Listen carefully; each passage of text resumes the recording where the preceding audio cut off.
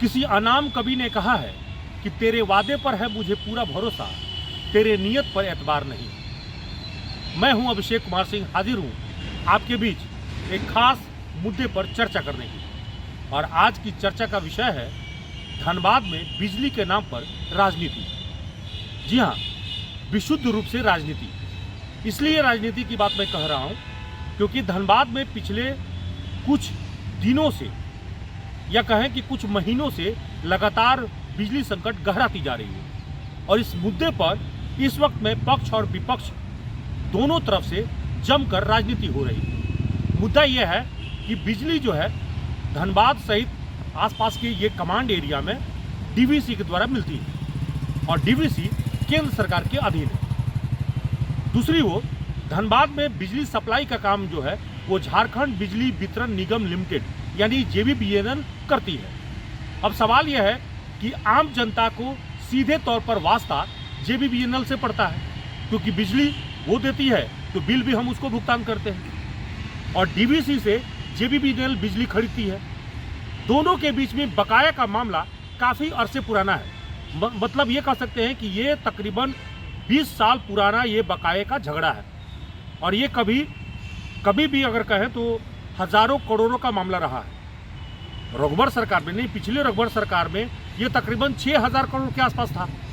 हेमंत सरकार के आते ही 4000 करोड़ के बकाया बिल का भुगतान अब तक हुआ है और अभी भी 2000 करोड़ से अधिक का बकाया जो है, जैसा कि डीवीसी का कहना है कि झारखंड बिजली वितरण निगम पर बकाया है।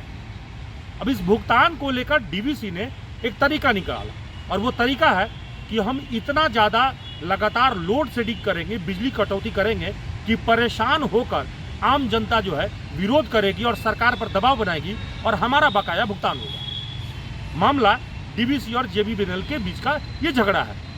अब धनबाद में राजनीति जो हो रही है जरा उसको समझिए, किस प्रकार की राजनीति हो रही है। धनबाद के भाजपा विधायक राज सिन्हा 72 घंटे का इस वक्त में धरना पर रणधीर बना चौक पर बैठे हैं। जिला चैम्बर ही नहीं बल्कि आसपास के जो चैम्बर के नेताओं ने भी उनका समर्थन किया है। बैंकपुर चैम्बर ने उनका समर्थन की घोषणा किया है। विधायक राज सिन्हा के अनुसार इस आंदोलन को और गति देने के लिए, इस आंदोलन को राज्य स्तर तक पहुंचाने के लिए सभी बड़े नेता सहयोग और समर्थन के लिए आ रहे हैं। और बाबूलाल मरांडी जो इस वक्त में भाजपा के कहें कि नेता प्रतिपक्ष भी हैं और साथ ही साथ पूर्व मुख्यमंत्री भी हैं, तो वो इस आंदोलन को समर्थन देने के लिए धनबाद पहुंचने वाले हैं। यहाँ तक कि पार्टी के जो प्रदेश नेता हैं उनके भी प्रतिनिधि पहुंचने वाले हैं। बिजली का केवल आप पता कीजिए, ये केवल उत्तरी छोटानागपुर नहीं है, ये पूरे झारखंड में बिजली की समस्या हो गई है और सरकार इसकी तरफ सोई हुई है। पानी की समस्या हो गई है। अच्छा मान लीजिए पहले रघुवर नहीं भाई, हमको एक चीज बताइए अभिषेक जी, आप भी बिजली बिल देते होइएगा। बिजली बिल किसको देते हैं? डीवीसी को देते हैं, जेबीएल को देते हैं ना। तो जनता जाएगी डीवीसी के पास कि डीवीसी के पास मुख्यमंत्री जाएंगे बात करने? उनका प्रबंधन फेल है। हम लोगों ने विधानसभा में हम कई नहीं तो वही तो यही तो हम भी बोल रहे हैं ना। अब बीजेपी जैसे मोदी जी की सरकार आई तो मोदी जी बोले कि कांग्रेस से आज जो लाखों करोड़ रुपए जो वर्ल्ड बैंक को भरा जा रहा है भारत के द्वारा, तो मोदी जी कह दे कि अब तो ये तो कांग्रेस सरकार का जो 65 साल 70 साल की उसका हम नहीं देंगे। ऐसे हो चलता है। उनकी तो नियत है कि छोटानागपुर में हमको वोट नहीं मिलता है, वहाँ के लोगों के बिजली काटो। अच्छा ये बताइए, ये हो गई बिजली की बात। यहाँ जब रघुवर सरकार थी, धनबाद के लोगों को आप पता कर लीजिएगा 65 MLD पानी सप्लाई होता था भेलाटार वाटर ट्रीटमेंट प्लांट से। अभी आते के साथ उसको कटौती करके 40 MLD कर दिया गया। डीसी ने कई बार विभागीय पदाधिकारियों के साथ हमारे कहने पर बैठक की, बार बार बोले कि ठीक है हम भेजते हैं, लिख करके यहाँ से रांची भेज रहे हैं, आप आंदोलन मत कीजिए। कई बार मेरे आंदोलन को उन्होंने टलवा दिया, उनके आग्रह पर हमने स्थगित किया और आज भी वही ढाक के 3 पार। धनबाद में बिजली की समस्या अत्यंत गंभीर हो गई है।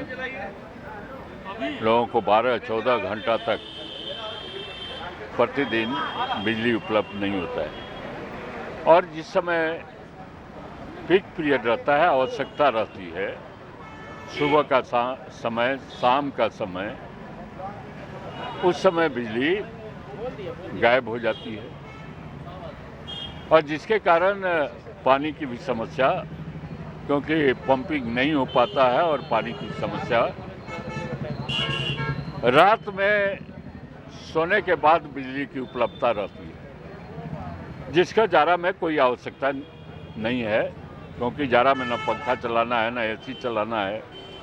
लोग बत्ती गुल कर कर सो जाते हैं, उस समय बिजली रानी पहुंच जाती है। तो निश्चित रूप से कई बार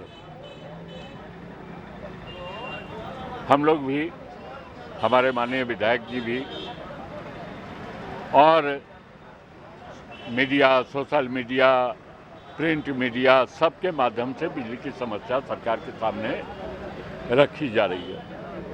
लेकिन लगता है कि इस समस्या से हेमंत सरकार विमुख है। मजेदार बात यह है कि धनबाद विधायक राज सिन्हा के इस आंदोलन को झारखंड मुक्ति मोर्चा नौटंकी करार दिया। जेएमएम के जिलाध्यक्ष रमेश टुडू का कहना है कि जब आंदोलन ही करना है तो फिर आप डीवीसी के खिलाफ क्यों नहीं कर रहे हैं। डीवीसी का मुख्यालय कोलकाता में है और डीवीसी का जो प्रोजेक्ट हेड है वो मैथन निरसा में है, तो वहाँ किया जा सकता है। लेकिन आंदोलन कहाँ हो रहा है? आंदोलन रणधीर वर्मा चौक पर हो रहा है। यानी वो ये भी आरोप लगा रहे हैं कि डीवीसी क्यों कोयला मिलता है, पानी मिलता है और यहाँ से झारखंड की जमीन पर वो कार्यरत है और फिर भी हमारे साथ सौतेला व्यवहार कर रहा है। यानी डीवीसी के जरिए केंद्र सरकार इस मामले में साजिश कर रहा है। ये आरोप जेएमएम के द्वारा लगाया जा रहा है। दूसरी ओर धनबाद के कांग्रेस की ओर से भी यही आरोप लगाया जा रहा है। धनबाद के वरीय कांग्रेस नेता सह जिला परिषद सदस्य अशोक कुमार सिंह का आरोप है कि इस मामले में विधायक और सांसद दोनों राजनीति कर रहे हैं। उन्होंने सांसद से भी कई सवाल उठाए हैं, सांसद से भी पूछा है कि भाई इन सवालों का जवाब आप दीजिए, और साथ ही साथ विधायक राज सिन्हा के इस धरना पर भी सवाल उठाया है और कहा है कि जब ऐसी ही हालत रघुवर सरकार में थी तो कांग्रेस की ओर से उन्होंने आंदोलन किया था, लेकिन आंदोलन का केंद्र रणधीर वर्मा चौक नहीं था। उन्होंने कहा कि आंदोलन रणधीर वर्मा चौक से धरना के साथ साथ उन्होंने दबाव बनाने के लिए डीवीसी तक यात्रा की थी और डीवीसी पर जाकर आंदोलन किया गया था और उस पर दबाव बनाया गया था और बिजली कटौती रोकी गई थी। विधायक जी को मैं याद कराना चाहता हूँ, आज वो 72 घंटे के धरने पर हैं बिजली को लेकर के, और 3 बरस पहले 2018 में इनका एक अखबारों में बयान मैंने पढ़ा था, जिसमें इन्होंने स्पष्ट कहा था कि आने वाले 2 वर्षों में झारखंड बिजली बेचने वाला प्रदेश बनेगा। और आज अगर वो धरने पे बैठे हैं तो ये कहीं न कहीं उनके ही सरकार के विफलताओं का परिणाम है। ये रघुवर सरकार के, जब रघुवर सरकार सत्ता में थी उस वक्त से बकाया चला रहा है डीवीसी का, और उस दरमियान 53,000 करोड़ रुपया बकाया था जब रघुवर राज्य था, तो 5300 करोड़ 5,300 करोड़ रुपया बकाया था, और आज वो घट करके 2000 कुछ रह गया है। कुछ तो इन्होंने ज़बरदस्ती काट लिया था सीधे तौर पे, बाकी समय समय पे झारखंड सरकार इनको भुगतान कर रही है। उसके बावजूद सिर्फ झारखंड सरकार को बदनाम करने के लिए केंद्र द्वारा ये प्रयोजन किया गया है। चूँकि डीवीसी केंद्र के अधीन है, धरना अगर देना है तो डीवीसी के खिलाफ धरना देना चाहिए। आप लोगों को याद होगा कि रघुवर जी के समय में जब बिजली की बहुत किल्लत शुरू हो गई थी धनबाद में, तो इसी रणधीर वर्मा चौक पर मैंने धरना दिया था, सामूहिक धरना था। उसमें चैम्बर के लोग, जो निरसा के जो पूर्व विधायक हैं अरुण चटर्जी, वो थे, और हम लोग यहाँ से लेकर के मैथन तक रैली निकाले थे और जा कर के मैथन में हम लोगों ने घेराव किया था, और नतीजा था कि फिर बिजली में सुधार हुआ था। याद है ना आप लोगों को?